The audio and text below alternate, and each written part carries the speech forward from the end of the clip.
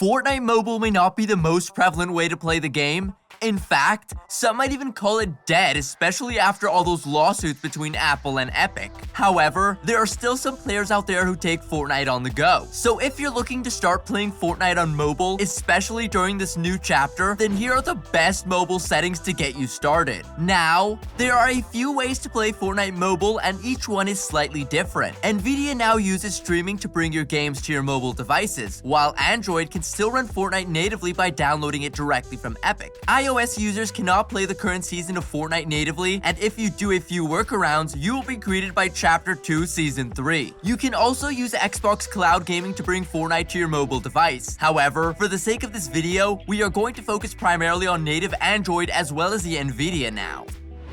For this version of Fortnite, you're going to go directly to Epic themselves to get a download. Yes, that's right. You can access Chapter 4 on mobile this way. Once you're finished, you'll be playing a version of the game which runs directly from your Android. Make sure you have enough room for it.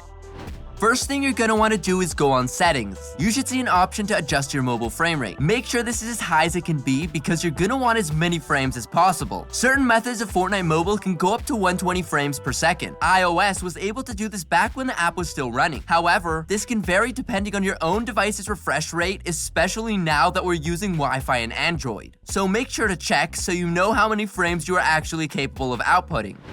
Next, you should see a group of settings for graphics. This might differ depending on your platform. However, one thing you should keep in mind is that the most important objective is to get frames and get the game running as smooth as possible. You want to keep your graphics settings low. Lower your 3D resolution as much as you can. For some, this can be a 40, while others might want it slightly higher, around 50. Keep in mind that these new Fortnite graphics are wild on consoles and higher-end PCs, so your mobile experience might look a bit crustier than usual, but it should run fine as long as you make the adjustments. But hey, if the Switch can still run Fortnite, then you can survive mobile. Keep auto-download high-resolution textures and high-resolution texture reminders off. Under Advanced Graphics, turn on Show FPS so you always know how well the game is running, and turn off low power mode. As always, you want to keep your toggle sprint and auto open doors on. Mantle activation should be hold to jump. Meanwhile, for combat settings, turn off hold to swap pickup. Toggle targeting should be off, and toggle targeting with touch should be on. Mark danger when targeting should also be on, as well as auto pickup weapons. You're also going to want this for Nvidia, but we'll get to that later.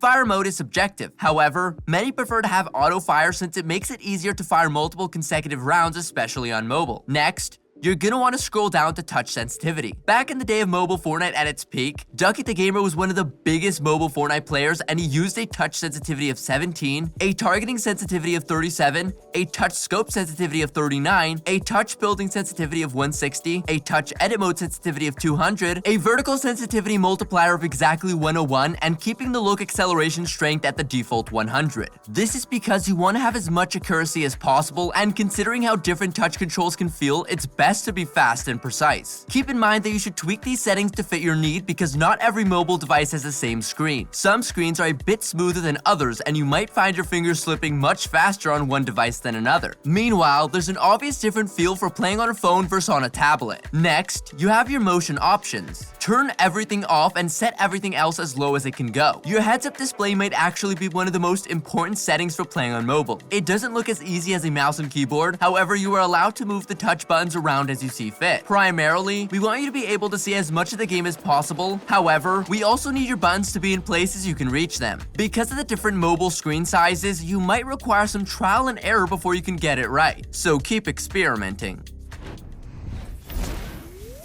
Do you think you have what it takes to go pro? Then visit ProGuides.com today by clicking on the link below. For $7.99 a month, you will gain access to our entire library of Fortnite tutorials and beyond. Plus, take 10% off coaching today. Come explore what it means to be an expert Fortnite player by mastering your knowledge of the game and learning new strategies that will catch even the toughest opponents off guard. Hey, like the pros.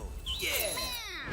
So now, let's move on to the Nvidia version of the game. Nvidia GeForce Now is a bit different than playing natively on an Android. By using this, you will instead be using an RTX series device remotely using your Wi-Fi and a subscription. Your settings are going to look a little different than usual, so bear with us. The first thing you're going to want to do to get most out of your experience is go to the GeForce settings and make the Wi-Fi load the game as easily as possible. This should minimize the input delay and allow you to get the best connection. Set the resolution to 1600 by 900 minimum up to 1920 by 1080. Next, you want to set the bitrate near 50. You don't want the game to become so pixelated that you can't see anything, but you do want to lower it to make it easier on your connection. As for your FPS settings, you have the options of 30, 60, and 120 FPS, which you can set up by depending on the plan that you have. The cheapest plan you can use to get a somewhat playable FPS is the $10 plan that lets you play at 60 FPS. If you're running 30 FPS, you're gonna have a bad time, but you can use this version to get a feel for the game using the service and see if it's right for you. If you go down further, you'll find a section called resolution scaling. You want to set this to enhance and leave detail enhancement on low. Finally, keep your in-game graphics settings on. That is it for GeForce specific settings. Now, onto the in-game Fortnite settings.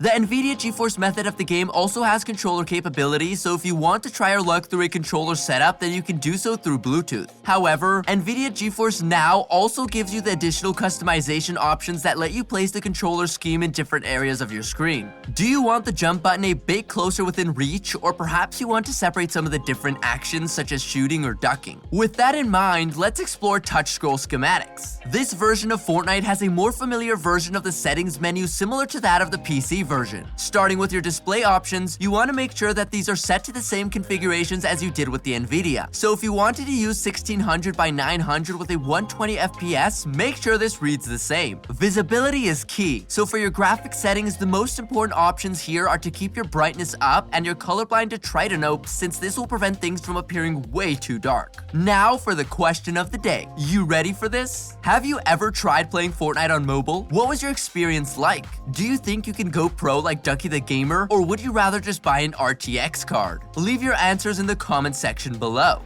Now for your graphics quality. For the best performance, you're going to want to lower your 3D resolution down to about 40 or 50. Depending on the size of your screen, your view distance might vary. Try setting it to low, but if you think you can extend it further, push that upwards. You also want low to medium textures to get the most out of the machine. If you see the additional options such as textures, effects, and post-processing, keep these as minimal as possible. Under advanced graphics, keep VSync off and show FPS like normal. Also, keep rendering mode on performance. Keep in mind that even with these settings adjusted, everything is also depending heavily on your Wi-Fi connection. So if you have very bad Wi-Fi, it might even be visually worse than low. When editing your touch and motion settings for Nvidia now, refer to the Android settings we mentioned earlier. Of course, since the Nvidia can technically go up to 120 FPS, make sure you make the adjustments according to how much input delay you feel you're getting, also the positioning of your thumbs on the touchpad and the size of your screen. Remember, that's a touch sensitivity of 17, a targeting sensitivity of 37, a touch scope sensitivity of 39, a touch building sensitivity of 160, a touch edit mode sensitivity of 200, a vertical sensitivity multiplier of exactly 101, and keeping the look acceleration strength at the default 100. Not strong enough. But you can be with the help of ProGuides. Before we wrap things up for today, don't forget to visit ProGuides.com for some expert level coaching. Come learn something new today.